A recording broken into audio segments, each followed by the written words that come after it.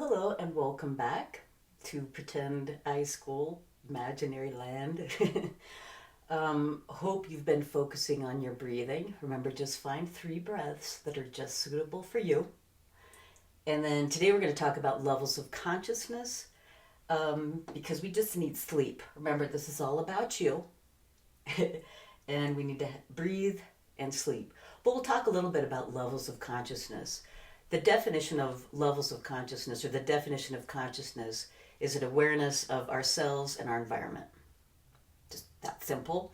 But it's amazing how often we can go through our day without really being conscious or aware of what's going on around us. You know, for example, let's say you drove to school today. Again, I'm just talking to high school students. Let's say you drove to school today. You know, how often do you just like show up in the parking lot and it's like, especially you seniors, and it's like, how did I get here? Do I ever even remember driving here? We kind of just go in autopilot. So there's consciousness, which is an awareness when you are hopefully the high, no, not hopefully, just that you're aware. Then there's pre-consciousness. Those are times where you're just not really conscious, but you're awake, you're driving even. And then the next level of consciousness would be your subconscious. And those are like our behaviors within our environment that we don't really understand maybe where they came from, but we can just get into that a little later. That's your subconscious, and then your unconscious would be when you're sleeping. So just try to think of those 4 levels of consciousness: awareness, being conscious, pre-consciousness, subconsciousness, and unconsciousness, which we're going to talk about as sleep. Now, as someone who used to have insomnia for a long time. I didn't necessarily get adequate sleep.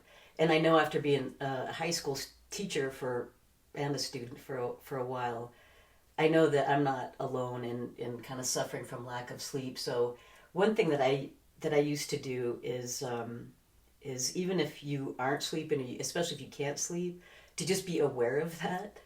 And I know that sounds kind of weird. And even if you get distracted, right? It's like, oh, I can't sleep. Be aware of your not being able to sleep. And then be aware of how you handle that. You know, for a while I played a lot of video games. I did save the princess in Mario. Twice. Because I just couldn't sleep. True story, couldn't sleep. But then I was still restless and I still couldn't sleep. So I found other avenues. I kind of just surrendered to realizing that I'm not going to be able to sleep for a while. That's okay. I just kind of kept coming back to focusing on levels of consciousness. And then I used to really enjoy dream work and understanding where dreams come from, which is that subconscious level. If you like that, it's kind of fun, especially when I couldn't sleep. That's exactly what I did, was I just started researching what dreams are about. I just thought, hey, you can't sleep, might as well learn about the cool stuff that I'm missing out on.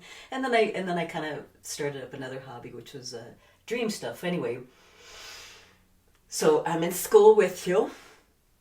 So I need to remember myself that I'm number 1.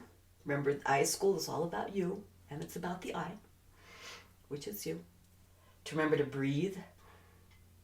For me, it's the head, the back, the belly, again and again, as many times as I can. In fact, when I wake up in the morning, okay, I don't do this. This is what I want to do, is just the first thing is just take those 3 breaths.